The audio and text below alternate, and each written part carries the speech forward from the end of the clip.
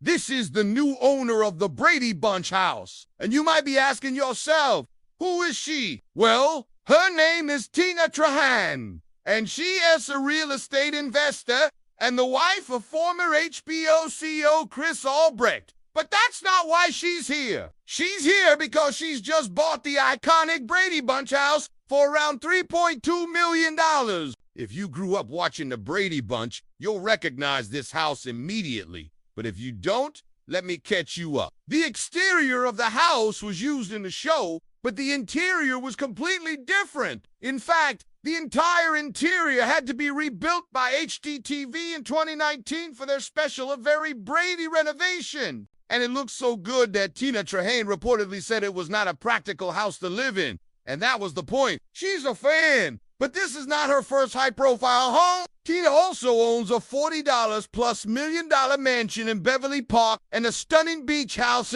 as well as part of a historic Wisconsin lakefront estate. So who is Tina? Well, she is a real estate savvy collector and a lover of pop culture, and now the proud owner of the Brady Bunch house.